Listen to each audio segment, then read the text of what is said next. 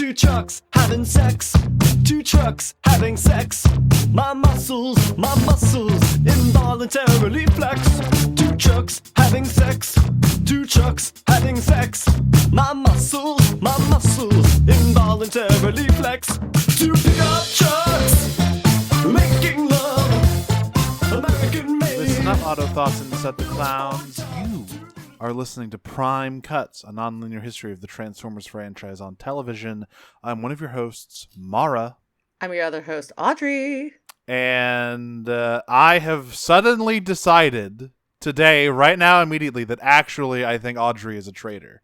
And I very strongly hold this belief for bizarre reasons that it will not be elaborated upon, and it will not take much convincing to convince me otherwise, actually. I will very quickly change my ways, in fact. Well, here's the fun thing about that. I'm not a traitor right now, but give me 5 minutes. A funky-looking guy who turns into a stag beetle is going to put a thing on your head that's going to turn you into a traitor, and actually I was right the whole time, but not for the reasons I thought. Yeah, it's kind of like when you are taking a math test or whatever, and you get the right answer doing the completely wrong formula. That's why it's important to show your work, Cliffjumper. We are talking about 2 more episodes of G1 Season 2 this week. I would say sort of the lower end of... these are also extremely mid episodes for this season. There's some good stuff in here, though. Don't worry. Overall, they're very mid. Not so fast, Papa! Yeah, there's some good shit in here. What a crazy line. Not so fast, Papa. Good Lord, Starscream. He makes out very badly in these episodes, by the way. He does. He gets... he as happens in a lot of the G1 episodes, but these are not kind episodes to Starscream. No, not a lot of dignity to be found for Star. I mean, it's a rare commodity for him any week, but these episodes, I mean, the scene with Ironhide alone is like... I mean, I think the most ignoble one is him cornering Cliffjumper and having, like, being 3 times his size, and then Cliffjumper just ramming him over anyway. Then falling over and going, ah! Yeah. I think that's the most ignoble of them, frankly. So let's just get into it with Season 2, Episode 5, which is called Traitor. And my first note for this is not so fast, Papa.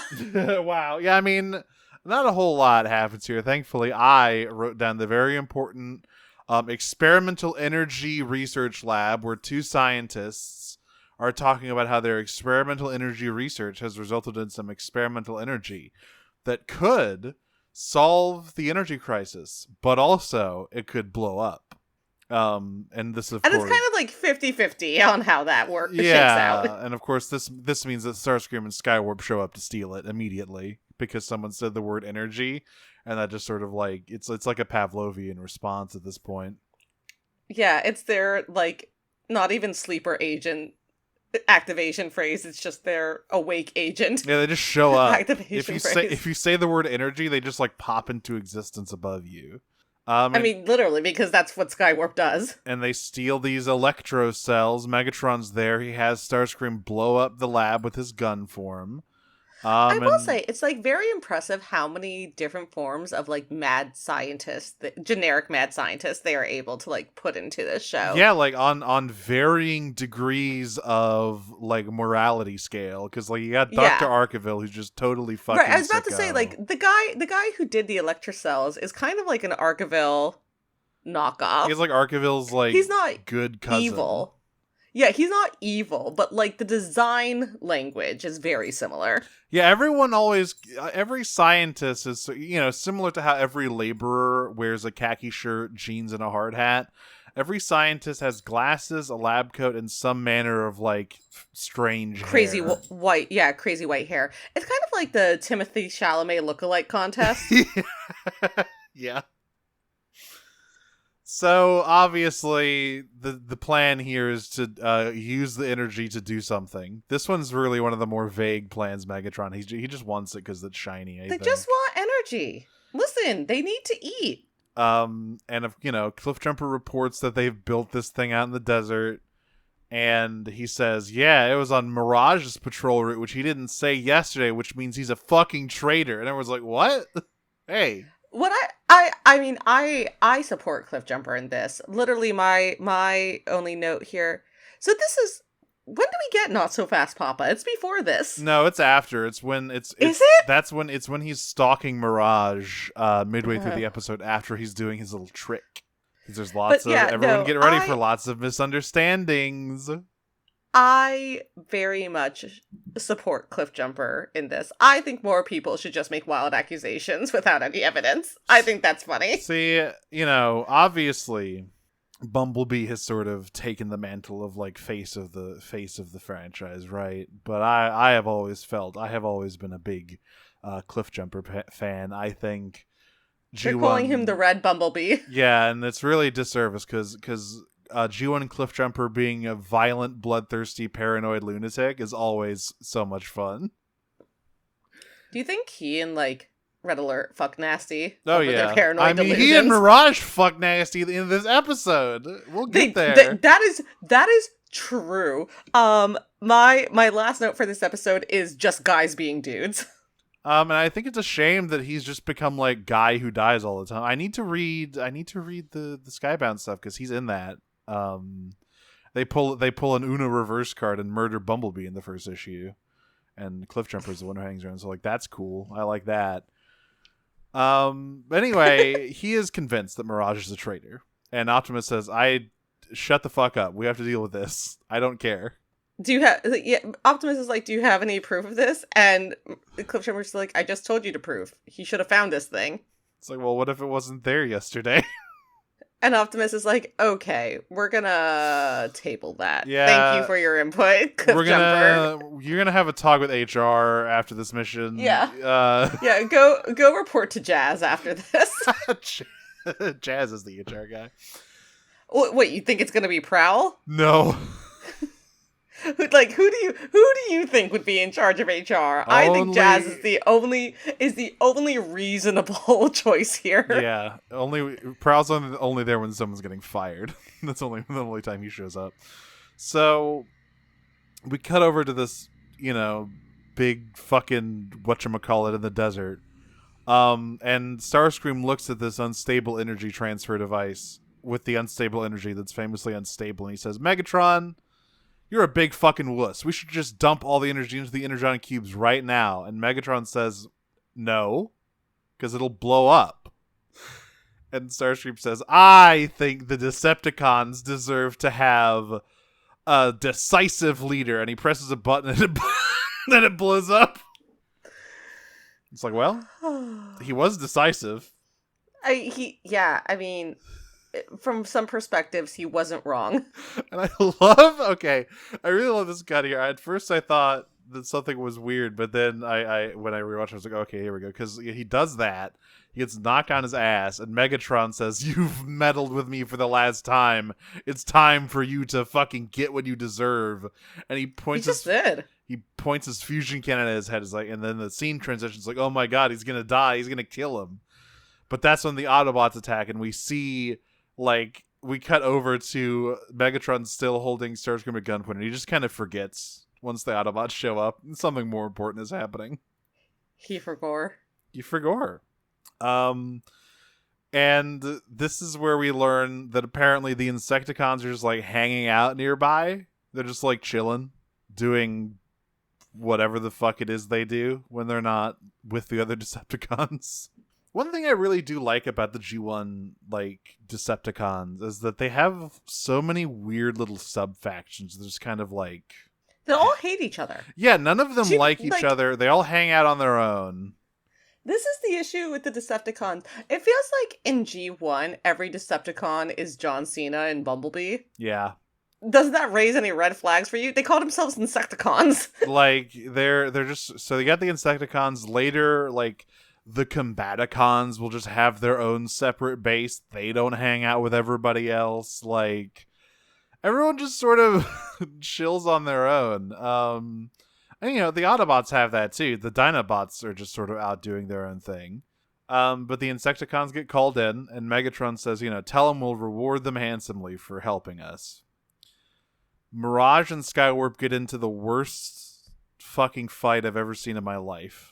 It really feels like they're trying to. This fight feels like they're trying to convince us that Mirage is in fact a traitor. Did you see how limp that punch he threw at Skywarp was? I think Mirage has just never thrown a punch in his life. It literally looked like a really bad worked wrestling punch where you're it's really clear that it didn't actually make contact, but they have to sell it like it did. I think that Mirage is a Towers mech, and when push comes to shove, he would rather just stop than actually put himself in any physical danger. He does get down there and wrestle with him though. Wrestles with him so rough he tears his insignia off.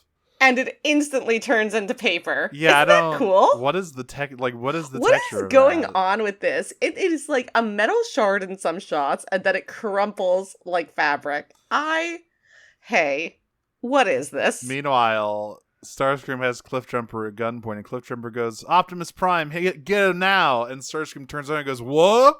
And then Not so fast, Papa. Shot in the back and falls off a cliff. So, quite literally got fooled by the "hey, look over there" trick. Yeah. Air Commander, by the way. Yeah, and leader of the Elite Trine. Mm-hmm. So and in some canons, Prince of Vos. Yeah, what a guy. What a guy. The Insecticons show up, shoot the place up, and the Autobots. Or no, what happened? They retreat after a stray shot hits the fucking thing, and it almost blows up. And Megatron has to spray it down with liquid nitrogen to keep it from exploding. And that should be Ironhide's job. Yeah, well, he's not in this episode. He's fucking, I don't know, jacking off in the corner or whatever. Don't worry, we get plenty of Ironhide next episode. And I'm so glad, Mara, that's what you go to. Fine, he's loading. He's not here, so he's probably jacking off in the corner. He's loading and unloading all of the guns, which is the Ironhide version of jacking off. Everyone got very mad at me, okay, for the Gears Discover subspace thing, by the way. I noted that. I feel very attacked one-sidedly, as if my beloved co-host does not say equally noxious things all the time. I'm just a and precious little... And I was right. I'm just a precious little flower. I've never said anything wrong in my life. It's okay. Actually. All right. So he's jacking off in the corner. But they all have to retreat, and Mirage gets pretty banged up. Cliffjumper is still on this he's a traitor type thing. Yeah, they bring him back and Ratchet's repairing him, and Cliffjumper's stop doing it, we should kill him right now. And Ratchet's no. Are you daft? And Optimus is Cliffjumper, do you have evidence?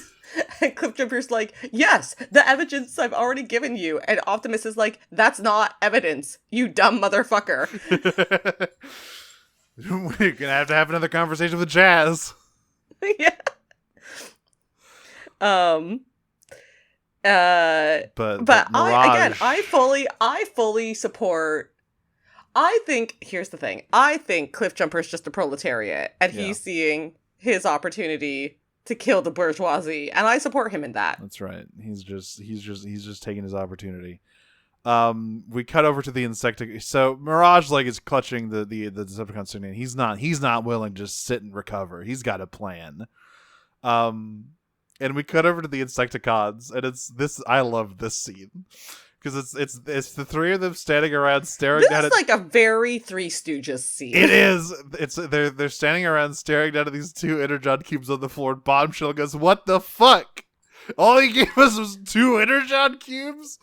And Kickbacks... No, Bombshell goes, what the fuck? He gave us 2 Energon cubes, and... Kickback says, that's pretty good.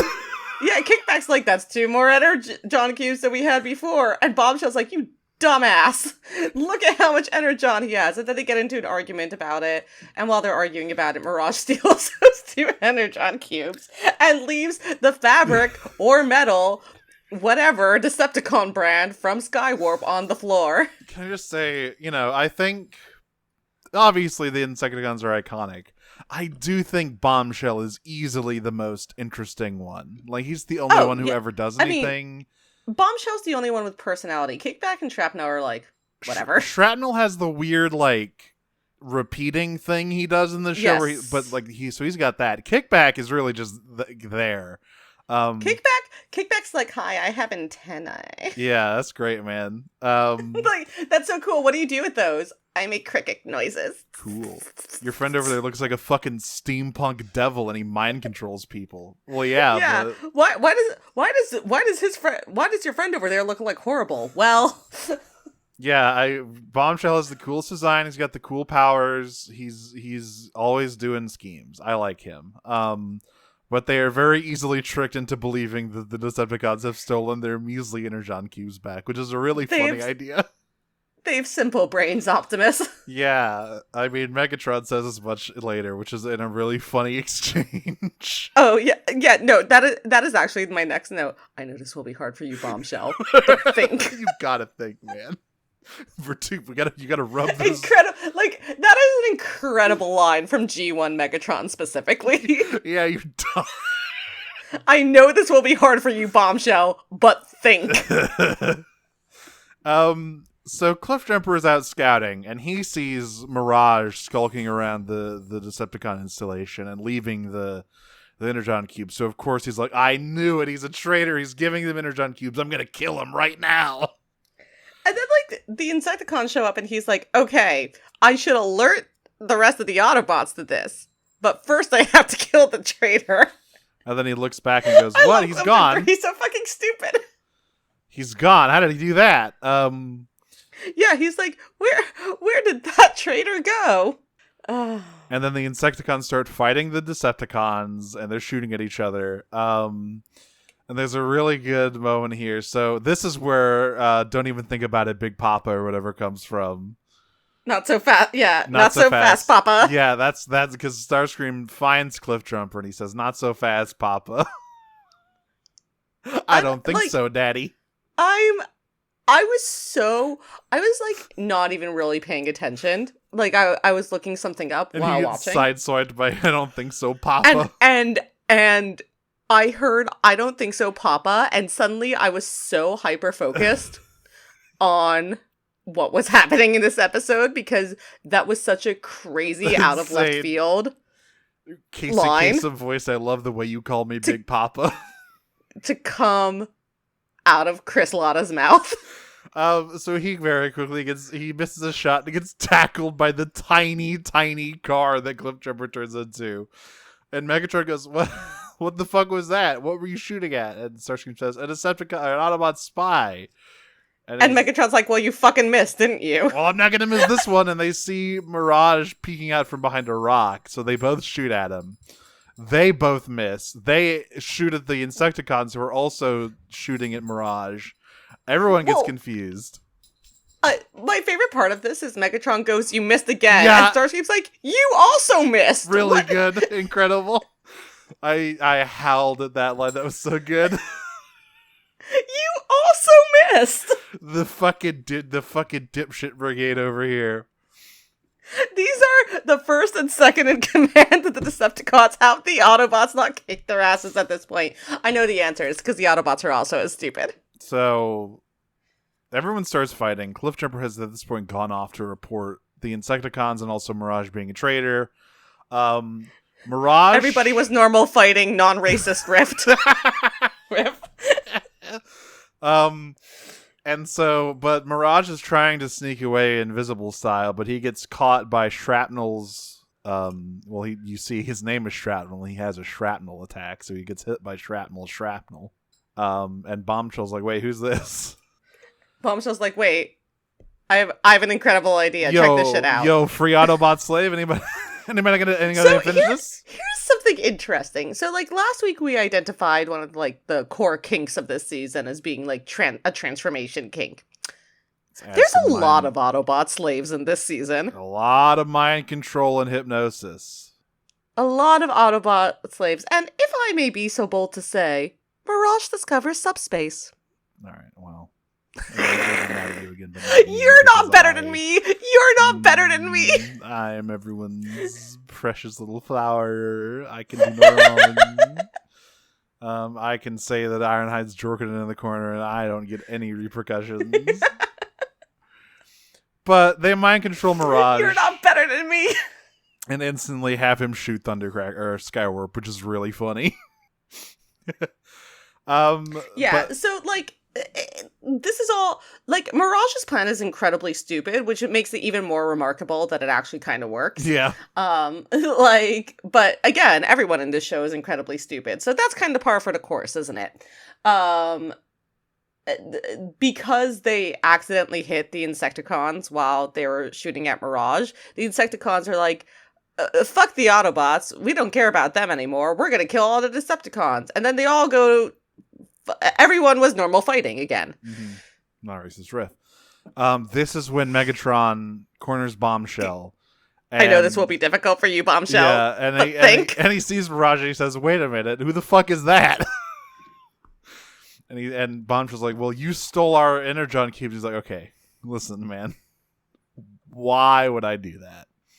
You have an Autobot right here who can turn invisible. He obviously set us all up. And Bombshell goes, wait, you're right. Well, actually, what Bombshell says is, we were all deceived by this walking garbage can. Which is another incredible line. And he's lucky Mirage's mind control. He would have gone, hey.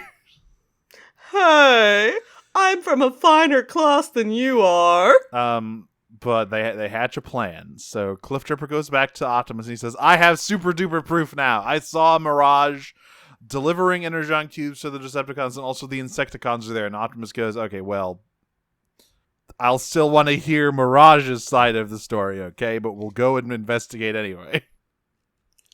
Yeah, so now they go to, like, the mind-controlled Mirage, and Mirage is like, I wouldn't associate with the Decepticons, they're poor! So, like, they go there, the whole place is empty, and Mirage tells mostly the truth. They're just like, I tricked the Insecticons into fighting the Decepticons. And then he says, and then the Insecticons fled and the Decepticons followed, so there's no one here. And he immediately leads them all into an ambush, and Cliffjumper says, I fucking knew it. Yeah, Cliffjumper, he's like, follow me to this, like, to where the Energon is. And Cliffjumper is like, this is a fucking trap. And Mirage is like, no. And then they all go, and it's a fucking trap. And Cliffjumper is like, I am immediately validated for everything I've ever said. He gorilla press slams Mirage off a cliff while they're all getting attacked. And Ratchet sees it. So Mirage gets thrown off a cliff and falls over. And Bombshell, like, pokes him and was like, come on, man, get up. Get up, bro. Come on. Ugh, whatever, I'll just shoot you. I'm sick of your shit anyway. But Ratchet saves him. Party ambulance. And picks the thing off his head and goes, wait a minute, he was just mind controlled the whole time. He wasn't actually a traitor. And Cliffjumper And immediately Cliffjumper goes, whoops. Whoopsies. My bad. I didn't mean it. So they all start fighting back, and this is Megatron throws some amazing temper tantrums in these episodes. The one in the next one is incredible, but this one's pretty good too. So Optimus corners him inside the thing. Is like, give it up, Megatron, you've lost. And Megatron goes, well, if I can't have these, no one can. And just blows all of the fucking energy whatever's up. And then it's just like sobbing in the flames, like, I wanted them. They were made for me. Why? My note here is the Energon of Amigahara. Yeah. This is my Electrocell. It was made for me. And this is where we cut back to the Ark, and Mirage is all fixed up. And Cliffjumper says, I only got one thing to say to you, Mirage. Move over. What the fuck? He climbs into his lap and says, boy, I got a hole in my head. And then they like roll around on the ground, and Ratchet's laughing. And laugh. Yeah, and it's normal. Yeah. And it's literally normal. It fades to black before we can hear the clanking noises. By the way, Ratchet's laugh animation was like really fucked up looking. It looked like he was having a fit of some kind. It was scary. Anyway, that's Traitor.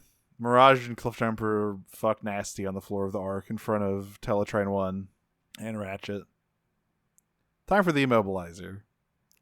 Which, by the way, this show, let's say that its visual quality is variable. But I would say this one is worse looking than average, which is really saying something. There are moments that, I don't know, I thought Because, like, it was... Traitor looks all right, and I think it actually has some really nice looking explosion effects. I actually did... There was, the actual animation of, like, Optimus and Megatron running to fight each other at some point was like, I was like, oh, that's pretty neat, actually. Yeah, I like that. Everyone is looking kind of scrunkly. And let me see if I can find this. Where is the picture? Here we go. Did you notice? I don't know that I think it's that bad, but like... Did you notice at the very beginning, like after Ironhide's little fit, did you notice Cunty Trailbreaker? Check this out. Look at him. That is a snatched waist. Is what I will say about that. God damn. Trailbreaker's got an asshole quit. And also Jazz is looking particularly chunky today. Yeah, I was about to say Cunty Trailbreaker next to fucking tree trunk Jazz there. Yeah. So immediately literal panda Jazz. This starts with instruction you should never follow, which is Wheeljack saying, "Hey everyone, I've invented something new. Everyone gather around and come close to it. Do not do this. Always view Wheeljack inventions from a safe distance. Like, if you can, several counties over is usually your best bet. But everyone gathers around because he's invented the Immobilizer." And he's gonna demonstrate. You'll never guess what this does. It does what it says on the tin. He's gonna test it out, and Hound helpfully deploys. I don't know how. Okay, so I don't know how well this test was gonna go. I don't know if it works on holograms or not, because Hound deploys like a hologram of Laserbeak to test it out on. And then Ironhide walks in the room and immediately freaks out. Which, to be fair, okay, it's like, well, he really overreacted to this, but you have to remember what happened the last time Laserbeak got into the arc. If we'll all recall, in season 1, there's an episode where Optimus Prime is on like the surgical table, and then Laserbeak just flies in and blows him up. To be fair, the last time Laserbeak got into the arc was during the Frankenstein episode. Oh, but he was like at the window, but like actually in there when he swooped in last time, he nearly killed Optimus Prime. So I would say Ironhide's reaction is understandable, but it does cause a rock fall on Wheeljack. And he's like, "Oh god, gosh darn it. I didn't know it was a hologram. Sorry, guys." That's what Ironhide sounds like. For anyone who doesn't know. Yeehaw. Anyway, Wheeljack tells Spike and Bumblebee, "Hey, you gotta go in town and get me a fucking doohickey. One of the doohickey on my whatchamacallit broke.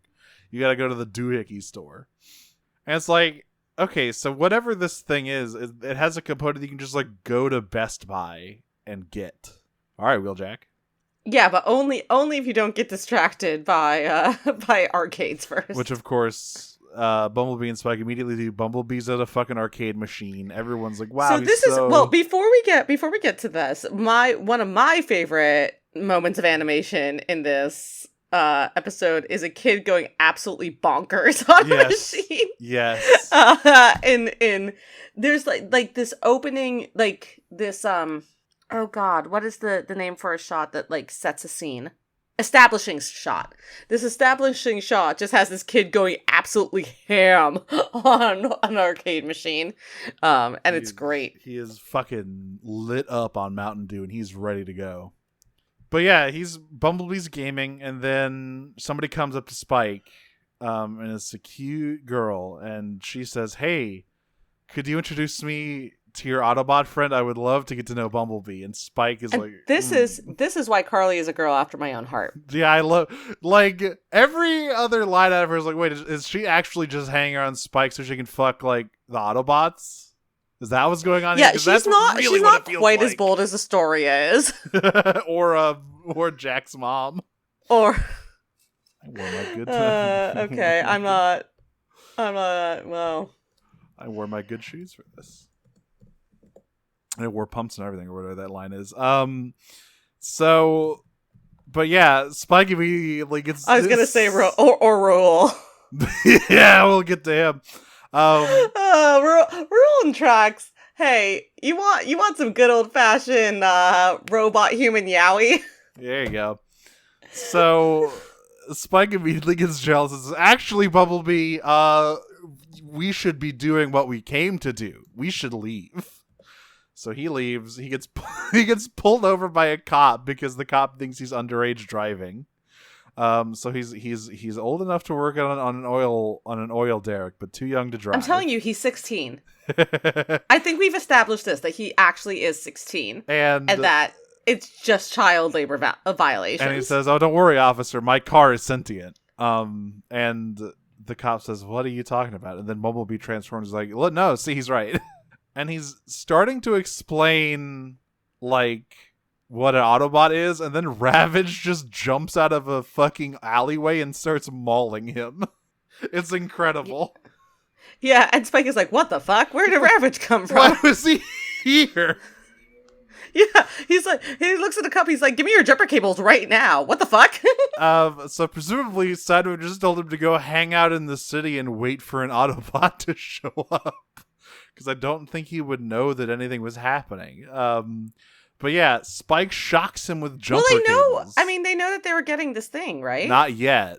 Because this is when Ravage puts the camera on Bumblebee. Oh, right. Yeah, which is, by the way, like, it's supposed to be a bug. Like a tiny mini. This thing is huge. This is like... G1 is like a constant adventure in robots not realizing that stuff is stuck to their bodies. It's like ginormous. Really significant things. Yeah, this is not a small, like, micro camera. This is like the size of, like, somebody's head. It's just I mean, it's not that big, but it is the size of their eye. Yeah. Right? Like, if you took, like, the entire, like, size through, right? So, like, imagine if you had, like, a webcam stuck on you. Yeah. And so nobody notices this. And they go back, they get the thing, and Wheeljack is talking about the Immobilizer, and he says, like, when we have this, we can neutralize the Decepticons personally or permanently. And Megatron and Starscream are watching this from the hidden camera, and Starscream Soyjack points at the fucking screen and says, "They're gonna get us. We gotta get them." And Megatron says, "Yes." That's right. So the Autobots go to, like, at this point, Optimus has wised up to the Wheeljack problem. And so when Wheeljack's like, it's time to test it out. And Optimus says, yes, let's go to a separate, safe location, i.e. not anywhere near any of our base equipment, to test out your cool new invention, Wheeljack. Well, what I love about this is that, like, Optimus is like, yes, I think for this particular invention, we should go to a safe location. Homie, you should know by now. Any invention there is no from Wheeljack. Nowhere is safe. Take it to a third location. Yeah. So they Street smarts. They go to a third location. It's the river. And Wheeljack irreparably damages the ecology of this area by freezing the river water with the Immobilizer. Like, Jesus Christ, man. What did you just do? Did you just kill every fish in this river? How far does the effect go? What's gonna happen downstream? It's okay, they're in stasis. As soon as they're unfrozen, they'll be fine. But what happens to the rest of the water? He just flooded like a town a few miles upriver. No. No? Oh, okay, it's fine then. No. Yeah, exactly. You get it. And everyone's like, wow, that's great. And then Spike, like the big fucking doofus he is, steps on the remote that somebody left lying around and almost gets frozen. And then Wheeljack has to jump in to stop him. And Wheeljack gets frozen. Oh, shit. Ironhide, by the way. Which is really unfortunately, because he's the only asshole who knows how to work this thing. Yeah, everyone's like, wait, shit. We never got him to tell us how it works. That's always step one. From now on, yeah, Optimus is like adding to the list of things. Okay, step one, third location. Step two, before we go to the third location, Wheeljack has to tell us how it works, just in case he falls victim to his own invention again. So he's just like adding that to the list. But Ironhide meanwhile is on guard duty to watch for the Decepticons. And he hears a noise in the woods and immediately opens fire on the general area. Real Bayverse Ironhide vibes from that. Yeah. But it turns out it's just Carly, who's alive, did not get murdered by the falling tree. And Ironhide's like, what the fuck are you doing here? And she's like, I wanted to see the Autobots. I just think you guys are so cute. Yeah, she just like twirls. So you're Ironhide, huh? What's iron about you? What that chemical thrower do, big boy? Yeah, hey, what do you do with that nitrogen spray? We'll see that later. There's a clip that I will try to pull from the episode to put in because the audio experience of it is truly wretched. But right as Ironhide is talking to Carly, the Decepticons attack. They get the Immobilizer. They're shooting at Trailbreaker, who's just like standing there going, "Ha ha ha! I have a force field." It is kind of like, oh hey, Trailbreaker, nice of you to like use your outlier ability. Yeah, he doesn't do much else, but he can be counted on to make a force field. By the way, what's with the force field effect in this show? It's like it looks more like telepathy. Oh, it's like a bunch of... I don't even care about that. I'm so beyond caring about that. Anyway, Starscream's like, we should have killed them when we had the chance, and the Megatron says, "Shut up." That's when Ironhide runs through. And he says, "Hey, Spike, Carly's here. I'm gonna go fight them now." And he does. He fights Starscream, who has the Immobilizer. He's like, "I'm gonna take it." And so then Ironhide falls over, grunts, and splurts something onto the ground at Starscream's feet. That is the only way I can describe the noise. It's literally grunt, splurt, Starscream falls over. Actually, it's even funnier because it's grunt, splurt. Megatron says, "Starscream, retreat," and Starscream says, "Decepticons do not retreat," and then falls right on his face because his fucking feet are stuck to the ground. And that's just a Tuesday night for me, baby. And then if that wasn't bad enough, grunt, splurt, fall over. Then he's like, he got a concussion and is just stumbling around, running face first into trees. Listen, being a guy is hard sometimes. The air commander of the Decepticon forces. He's like, ah! And the leader of the elite shrine. Listen, what point are you trying to make here exactly? Grunt, splurt, fall over, run into tree, and then all air commanders born after 1991 know is and then eat hot chip and lie. And then Megatron's like, haha, I will get what I deserve. And then the fucking river unfreezes and dumps all of the Decepticons into it. And it's not even gold. No, and Trailbreaker goes, haha, yeah, you sure do. But they actually won because they have the Immobilizer. So they load Wheeljack into the truck, into Ratchet to cart him back to base. And Ironhide, you know, he's blaming himself real hard. He goes up to Optimus and says, I'm too old for this shit. I gotta retire from active duty, Optimus. And Optimus says, okay. Far be it from me to influence your choices. Bro, you're the leader. Like we're in a war or anything. Bro, your security officer is trying to retire. You can't let him do that. It's okay. They're gonna get, like I said, they're gonna get red alert. And he's. It'll be fine. They're gonna get red alert.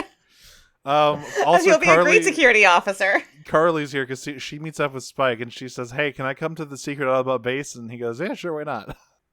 It's like all the way through this episode, it's either like, okay, she's either like a Decepticon spy or she's just wildly horny for the robots, and it turns out it is the latter. It is the latter, but it's really like, so she gets Ironhide to give her a tour of the base, and the first place he takes her to is like, this is the ammo room.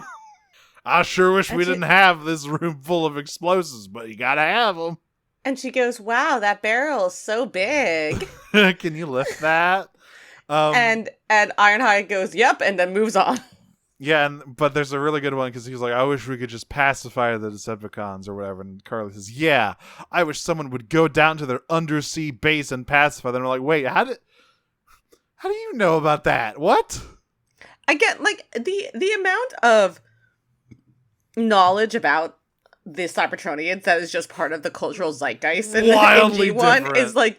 is like very variable. Some people know, oh yeah, those are the Autobots. They're basically like superheroes. Some people are like, what the fuck? That car is talking. And then Curly over here is like, yeah, I know exactly the longitude and latitude of the undersea Decepticon base. And Ironhide goes, huh, that's weird. Anyway.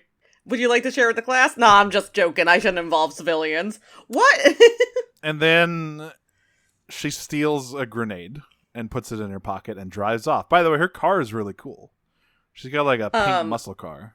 Carly is the greatest evidence in this series about men getting pegged. Yes. She is she pegs Spike. She is easily the most competent human in the show. And I'm including... She's easily the most competent character in the show. Yeah, actually you're right. So she immediately rushes out, gets a boat, sails over the ocean, and dives down to plant an explosive on the Decepticon base. And of course, Soundwave immediately turns on the monitor and goes, what the fuck? What is this? What? Literally everyone in the Decepticon base is like, what is this thing? Hey, Megatron, there's like a human outside. It's like that's not a Witwiki, is it? Is that No, it doesn't look like a Witwiki. Yeah, wait, that's not the one we know. They all look the same, but this one's hair is yellow. Laserbeak, go grab her. So he does. And Megatron's like, wait a minute, you're like friends with the Autobots. This is great. They'll come rescue you, and then they'll get immobilized. And of course, Ironhide sees her getting kidnapped on the Teletran 1 spy account. He's like, oh my god, I fucked up again. It keeps happening. I should just go kill myself. And Sparkplus says, no, you gotta save her. And he goes, oh yeah, you're right. But after that, I'm gonna kill myself. So he goes to save her, but oh my god, she gets put in a holding cell, and her bomb goes off. But of course, they don't really care about getting wet. They're Cybertronians. They're fine. I mean, they'll rust. Yeah, but they seal up the hole, and everyone's like, is everything fine? Hey, listen, we've seen how bad rust can be in this series. That's true, but only cosmic rust. Regular rust, I don't know if it affects them that bad.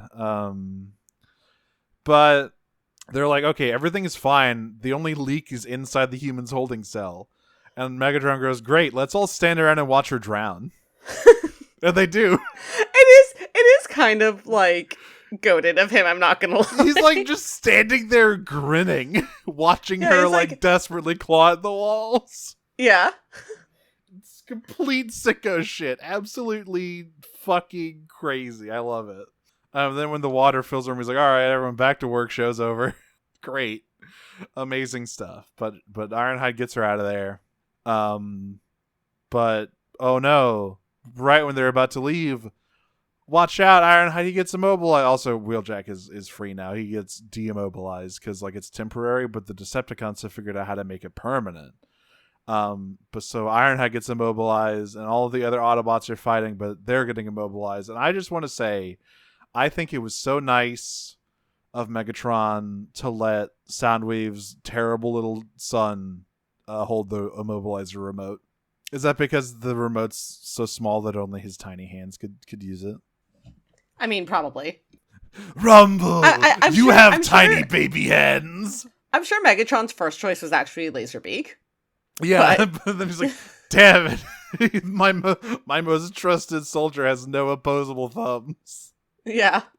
The talons are tough to work with. It's like Laserbeak could do it, but it would crush the thing in the process. Yeah, you'd have to be really careful with the beak. You have to really, really pull your peck there.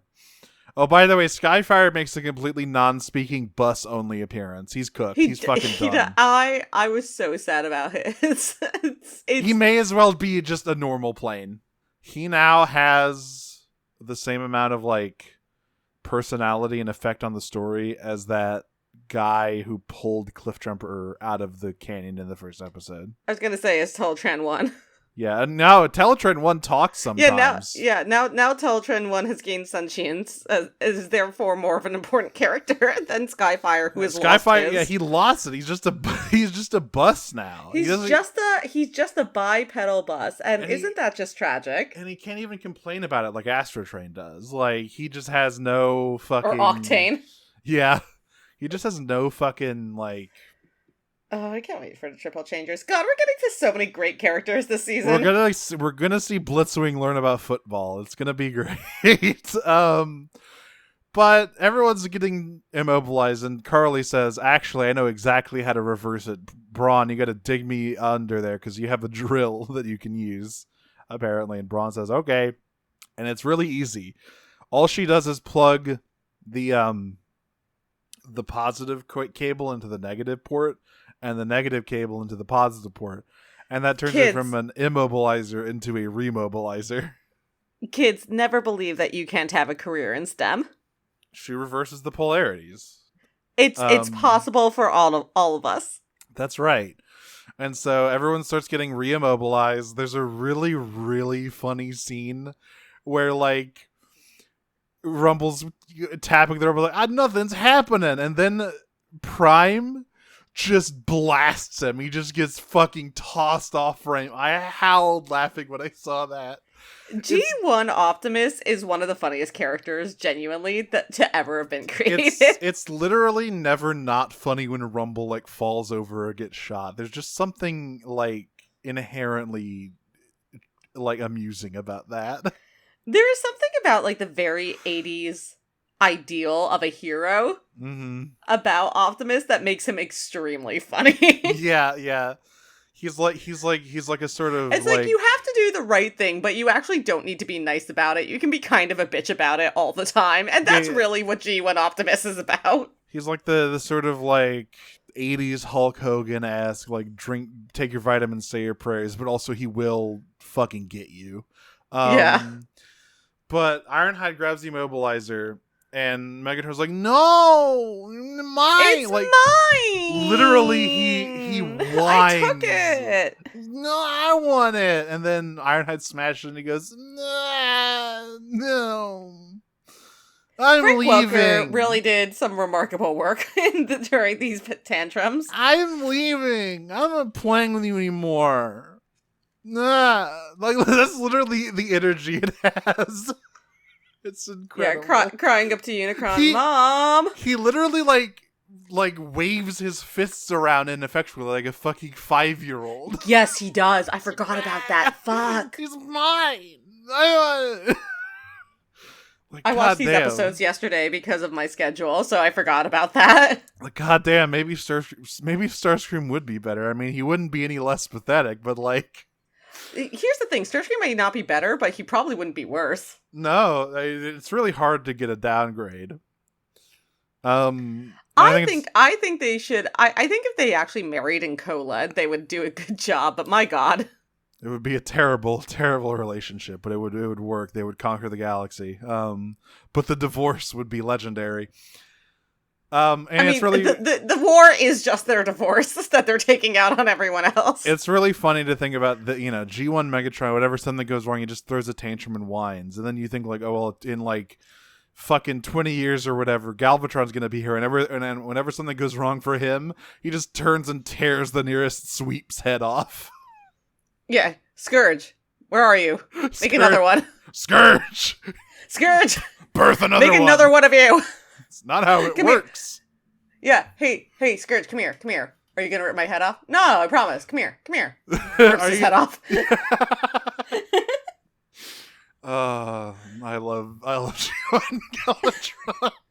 So, anyway, everyone's remobilized, and everyone's impressed that Carly is like really knowledgeable about stuff, and Spike tries to be smooth, but like we all know what she's here for. It's not you, bud. Cyclonus is very lucky that Scourge was there, is all I'm gonna say. Yeah. We actually, Daniel's dad is actually somehow like Wheeljack or something. Don't ask me how that works. It's just true. Well, again, there's only 3 voice actors in the show, so. I remember when Daniel turned into a headmaster for RC? That was weird. Anyway, that's the episodes. It's time for the questions. And again, if you thought these were good, like listening to us talk about them, Oh, just hold your fucking panties, I'm babes. looking at the fucking schedule. I'm filling it out. I'm getting our guests all settled in. The episode. Oh, the episodes we have coming up are so good. G1 is season 2 is so long and so good, and we have barely scratched the surface.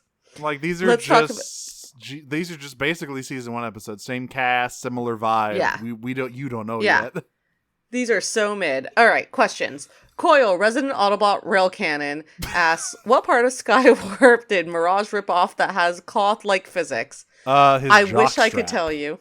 It was his jock strap. He always Yeah, exactly. Yeah, it was his fundashi.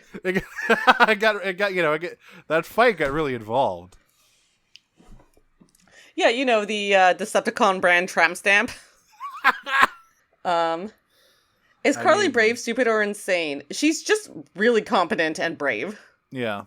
And driven by an insatiable need to fuck that robot. Cass, folks, I need to have a talk with you about your username here. Cream Zeke asks, which Cybertronian is best represented by this GIF? And it's a GIF of Mo from The Simpsons going, I gotta tell you, this is pretty terrific. Yeah, this is for the scene. Holding a knife. Yeah, this is an episode where Bart wants a knife, and he's like, I bet knives aren't that cool. And this is from that.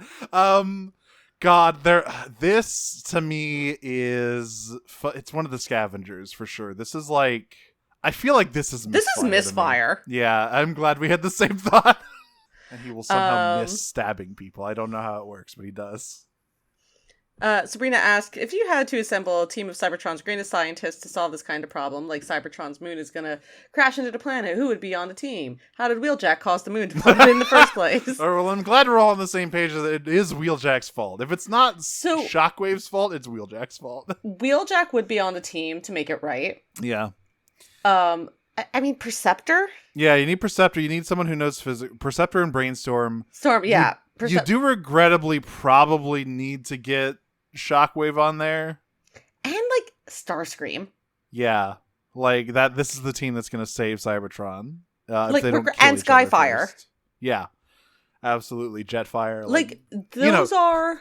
Non-cartoon Jetfire, because, as we all know, Skyfire is simply a bus now. Yeah, but even in G1, he had the backstory of being at the Science Academy. No, I think you'll find he's a Didn't bus. He does. He did. He and Starscream were both scientists in the show. Yeah. But he's a bus now, so don't worry about any of that. But I think those are sort of the main characters who have a scientific research background. Yeah. Those are always the ones that I think of. I guess there's also G-Axis, but he's a bit more obscure. No, we're not letting G-Axis anywhere near anything. Yeah, but also G-Axis is if you think G-Axis, here's the thing about G-Axis. G-Axis has a scientific background, but only for war crimes. Yeah, if you think Shockwave is fucked up, boy, you should look at some of G-Axis's work. It's G-Axis is how can I do as many war crimes as possible scientifically? That guy made Monstructor. That guy made gender. He did. He invented gender. He tortured someone into having a gender. God, I know we have some people reading the early. I also kind of want to go back and read the very early IDW stuff again. But let me know, Sam, when you get to Spotlight RC and tell me what you think. Simon Furman, meet me in the fucking pit. God damn, what the It's fuck? Pride Month. Come meet me in the fucking pit, motherfucker. Glad we got all that fucking shoved under the rug and RC got to be cool at the end of the IDW one. Anyway. I'm going to skip this next question because it doesn't have much to do with the episode. Do you think love can bloom between a hyper-competent woman, the silliest lad around, and a yellow robo-man who turns into a buggy? Yes. But it's really more of a... It's not really a throuple. It is mostly her and Bumblebee. Once again, Bumblebee is actually Daniel's dad. But she does have a strap, and that really does only work on Spike. There's That works. just a mass issue with Bumblebee, unfortunately. Yeah. So, sometimes needs must, Mm-hmm. So the answer is yes, we do. Yeah, I think it can work. Decepticon Ruby asks, do you think in another universe, Mirage trying to prove that he is loyal to the cause by subterfuge only to turn into a turncoat could have been some Shakespearean-level tragic irony? Yeah. Yeah, probably into IDW 1 comics. Well, but... it's funny. I was going to say, there is one of the weirdest and coolest Spotlight issues is Spotlight Mirage, where he does turn on the Autobots and gets all of them killed, but it turns out that's like a dream or like a vision he's having. But it's like I don't think they've ever really pulled the trigger on what if Mirage was a turncoat, because like they've always teased it in a lot of stuff like that aforementioned Spotlight issue. Mirage is the most likely Autobot, I think, to be a turncoat. But like they've never actually done it, and I think they should. The main reason why it doesn't work is because the Decepticons are even worse for his priorities than the Autobots are. Although it's like it's one of those things, it depends on how you characterize the Decepticon movement, because it's like some of them, it's like the Decepticon movement was a popular uprising led by a miner and gladiator, but also there are other versions of the Decepticons that are much more aristocratic and stuff. And IDW sort of puts both in there, because like there's Megatron, but Starscream was like, I'm pretty sure all of them were like higher up in the social hierarchy. Starscream isn't a prince in IDW, but he is a very notable member. He's like a council member of Vos. Yeah, like he was big money, and of course you have I was gonna say they have two senators, but they sort of joined under duress, such as getting your head chopped off and being turned into a bat. Yeah, being turned into a cassette.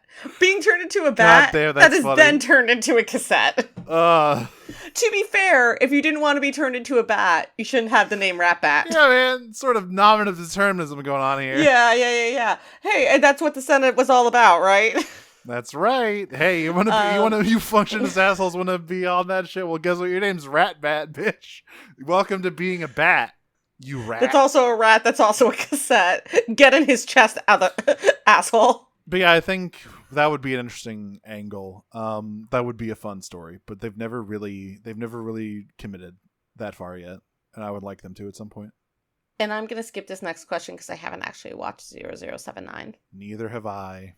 Yes. Do you believe that more girlies should practice praxis? Yes. Everyone should practice praxis as much as they can. It's hard to say. Practice praxis. It's like a tongue twister. Yes. But everyone should do as much as they can in direct action as possible. Which is not to say that anyone has to do anything. It's as much as you are able to do. That's right. Hey, so the way that Cliffjumper Mirage playfully wrestle on top of the medical table has me thinking, does Size Stiff go crazy on Cybertron or what? Oh, you know it. Oh, I could talk about this, but just think about Rewind and Chrome Dome. As someone who ships Jetasaurus, yes. Yep. Grimlock and anybody else. Yeah, that's Grimlock Starscream. He's so big. He's so big. But also like Cygate. Tailgate is so small. Like, what are we doing here exactly? Oh, you know. Dead Name Stealing Faye asks, this is an episode late, but I'm not gonna do that one. Sorry. Why is iCarly here? She's blonde, not brunette. Yeah. Different character.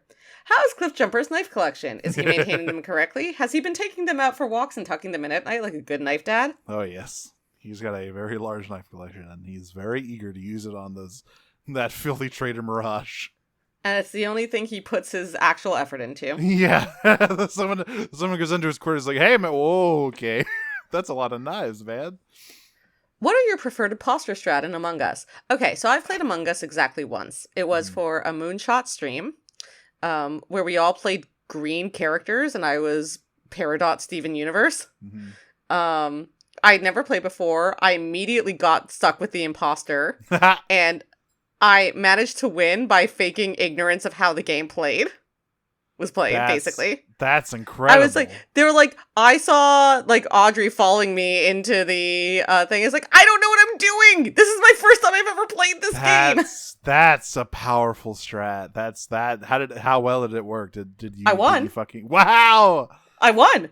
It was down to me. The other imposter got killed. It was 2 imposters. The other imposter got killed, and it was down to me and 2 survivors. And I managed to convince one of the other survivors to vote for the other one. That's fucking diabolical. I was like, I don't know how to play this game. I'm sorry. I'm not evil. I'm just incompetent. Call an ambulance, but not for me. Yeah. So yeah, no, I did win. This is how Peridot can still win. I never played Among Us. I don't really like the that kind of like werewolf mafia. It's not for me. Social game. But that's a powerful strat. I like that a lot. Thank you. I appreciate it. Cogsmo's lawyer soldier Chet asks, would Wheeljack invent the Torment Nexus? Yes. Yes. And he would be so surprised when the Decepticons used it. He was like, oh my god, they're using the Torment Nexus to torment people. How could this have happened? Veer asks, will Wheeljack invent the double-decker Torment Nexus now with cup holders and 16 bathrooms? Yeah, that's the next one he makes. He's like, well, this one will never be turned against us. This is the new improved version. And Ruby asks, what if Wheeljack Red do not invent the Torment Nexus? That is how he gets the idea to invent the Torment Nexus. That's how he gets all of his ideas. There's just a big book that says, under no circumstances do this. He went to the museum and made dinosaurs. He watched Frankenstein and was like, all right. Yeah, he just watches TV. He's like, that's a great idea. It's like, well, hey man, what is Frankenstein about? It's like, well, and Ratchet's like, hey babe, so what's the moral of the story? Moral of the story? I didn't finish it. I just saw him zap the guy alive. I was like, that's cool. I'm gonna do that. Phantom Zero asks, what if Wheeljack made a really, really big gun? Just wait. Not his style. It needs to be worse than that. A gun is too simple. It needs to be like a gun that makes simple guns, Optimus. It turns all of your organs into ball bearings or something. Like it has to do something. Again, fun. it's the Invader Zim putting all the organs in, or the fucking pig stuffed animal. Yeah. Veer asks, what if Wheeljack made a Gundam for himself to pilot? No, that would be too weird, I think, for him, even. Yeah, that would be, I mean, I guess that's kind of what a pretender is, a little bit. But it's like an inverse Gundam, where he would just climb inside Skyfire. Let me get in here real quick, big guy. The pretenders are sort of like... It feels so good in you, Skyfire. And I'm just... Okay, we're not doing this anymore. Get out of there. Pretenders are basically... Everyone's so mad at me! The pretenders are basically inverse Gundams, where instead of a human climbing into a big robot, it's a robot climbing into a big human.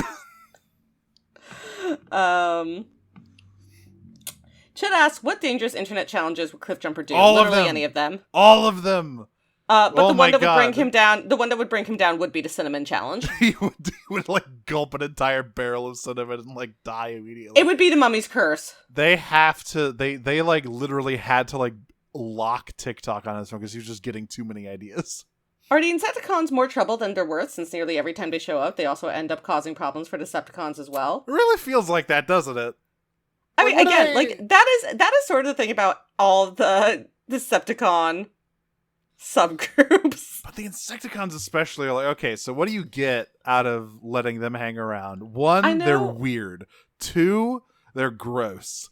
3, constantly causing problems. I know that they're not technically Decepticons, but they do have cons in their names. But I also think about the Sharkticons. They're the cousins no one wants to talk about. Yeah. At least with the Combaticons, who are like kind of assholes, but like they turn into a big robot, and that is very useful. The Insecticon, I mean, this isn't even the most trouble the Insecticons caused this season. We're gonna get to that in a bit, but yeah, I do think maybe they should consider not having them using them. Yeah, it seems like they just fuck shit up all the time. Could Bombshell be the genetic ancestor to tarantulas? Okay, so, like, in Earth taxonomies, arachnids and insects are actually pretty far away from each other. Mm-hmm. I do think that he and Bombshell are somehow related, though. Yeah. They're probably, I mean, they're little freaks. It's fine. Or at least, like, Tarantulas is a big Bombshell fan. Like, he read all of the Bombshell data tracks. That I could see. He read all of his screeds about, like, free will or something. He did the fucking War for Cybertron trilogy, Beast Wars Megatron. Yeah, absolutely. So is Cliffjumper validated in his paranoia since Mirage did end up being controlled by Bombshell and acted like a traitor temporarily, or was that rendered null and void because it was technically Cliffjumper's fault that Mirage got captured in the first place? What does this episode want us to think about the ethics and morality of Cliffjumper? Cliffjumper has done nothing wrong ever. He's completely validated. Yeah, that was not Cliffjumper's fault. Mirage literally just got hit by stray shrapnel.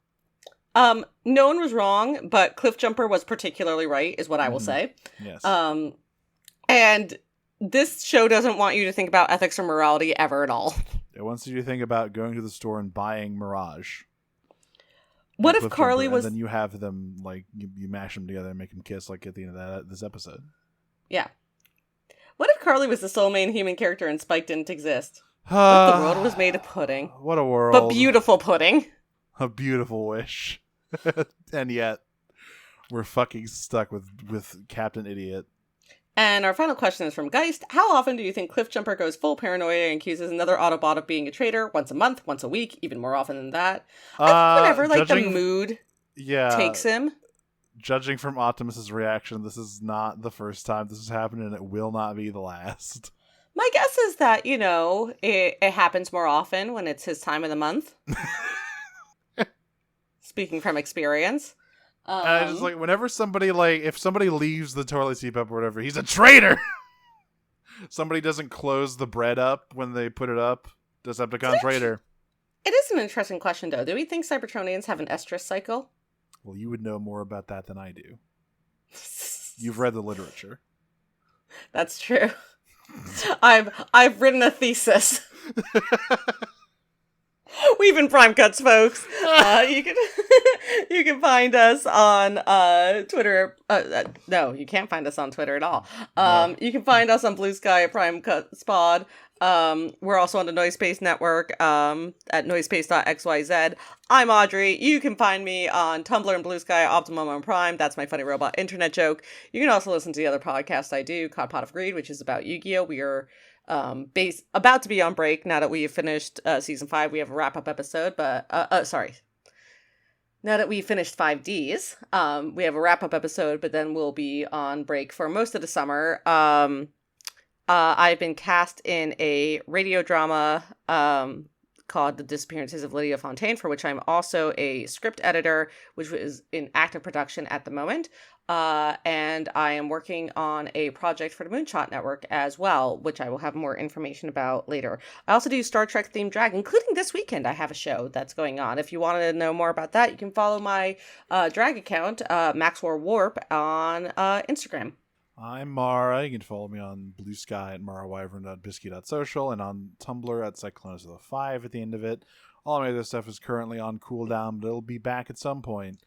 And until next time, I am going to find someone has drank all of my juice and immediately call them traitors and attempt to blow them up, transform them all out. I am going to take this sign off to a safe testing location, transform and roll out. Peach.